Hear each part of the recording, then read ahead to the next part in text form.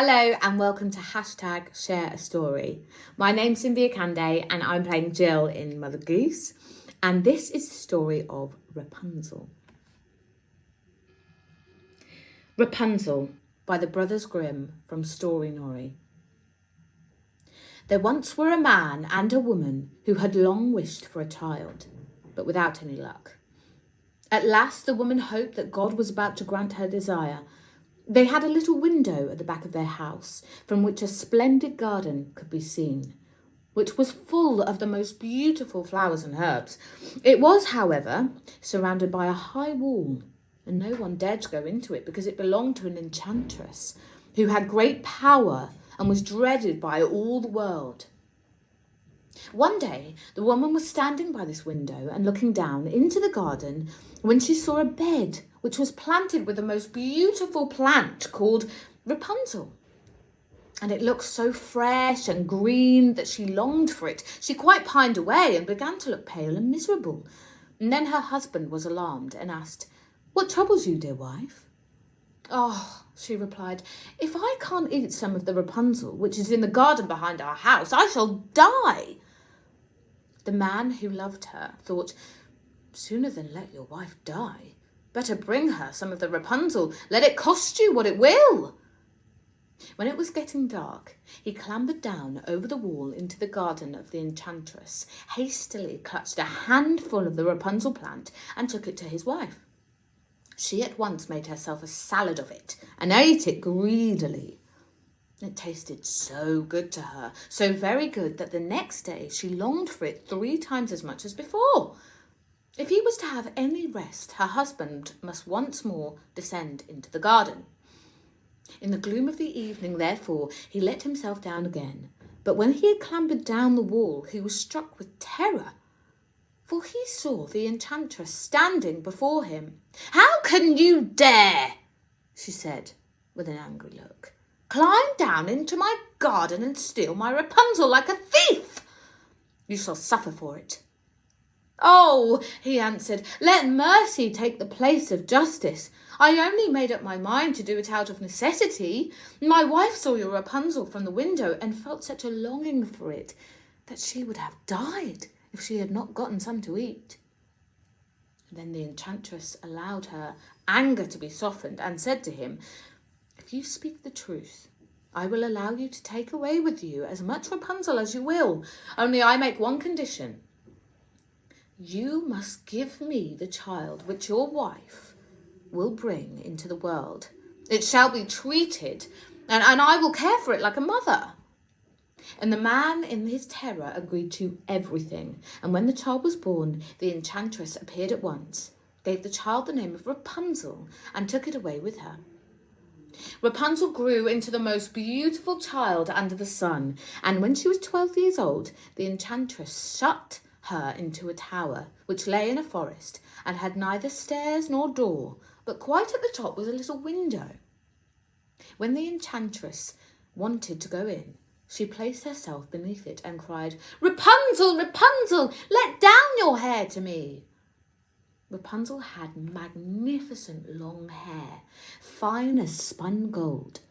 And when she heard the voice of the enchantress, she unfastened her braided tresses, wound them around one of the hooks in the window above, then let the hair fall 20 yards down, and the enchantress climbed up by it.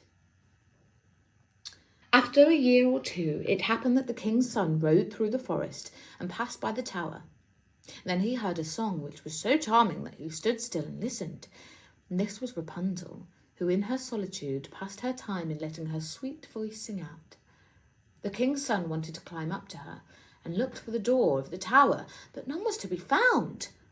He rode home by singing, had so deeply touched his heart that every day he went out into the forest and listened to it. Once he was thus standing behind a tree, he saw that the enchantress came there, and he heard how she cried, "Rapunzel, Rapunzel, let down your hair to me." And Rapunzel let down the braids of her hair, and the enchantress climbed up to her. "If that is the ladder that leads to the top, I too will try my fortune," said he. And then the next day, when it began to grow dark, he went to the tower and cried, "Rapunzel, Rapunzel, let down your hair to me." Immediately the hair fell down and the prince climbed up.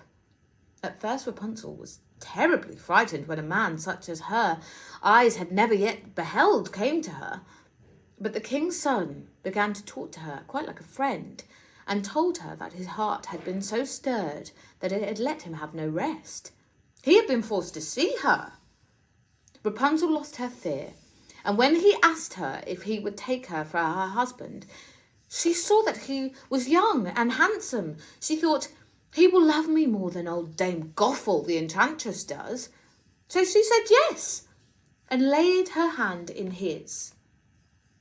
She said, I will willingly go away with you, but I do not know how to get down. Bring with you a ball of silk every time that you come, and I will weave a ladder with it.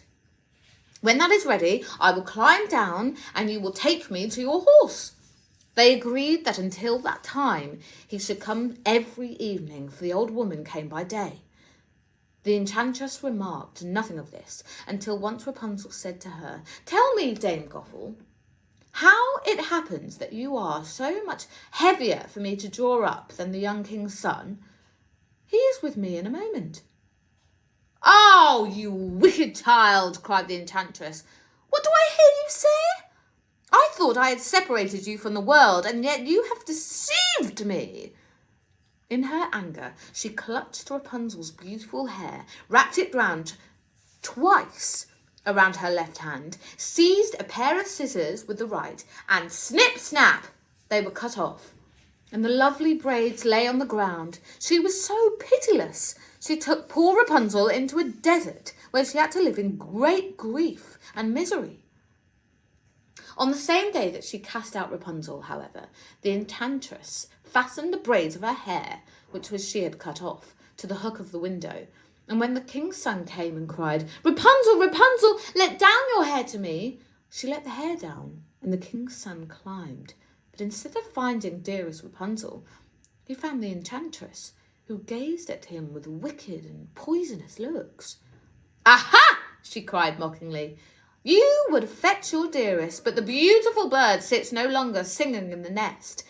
But the cat has got it, and will scratch out your eyes as well. Rapunzel is lost to you, and you will never see her again. The king's son was beside himself with pain, and in his despair he leaped down from the tower. He escaped with his life, but the thorns into which he fell pierced his eyes. And then he wandered quite blindly about the forest, ate nothing but roots and berries, and did naught but cry and weep over the loss of his dearest wife. Thus he roamed about in misery for some years, and at last came to the desert where Rapunzel, with the two twins to which she had given birth, a boy and a girl, lived in wretchedness. He heard a voice, and it seemed so familiar to him that he went towards it, and when he approached, Rapunzel knew him, and fell on his neck and wept. Two of her tears wetted his eyes, and they grew clear again, and he could see with them as before. He led her to the kingdom, where he was joyfully received, and they lived for a long time afterwards, happy and contented. I hope you have enjoyed #share a story from Roundabout Dramatherapy. Storytelling and story making are at the heart of how Roundabout ensures everyone's issues and voices can be heard. If you'd like to make a donation to support the work of the charity, they would be very grateful for your support. A small gift will make a big difference to the children and adults they support. Thank you.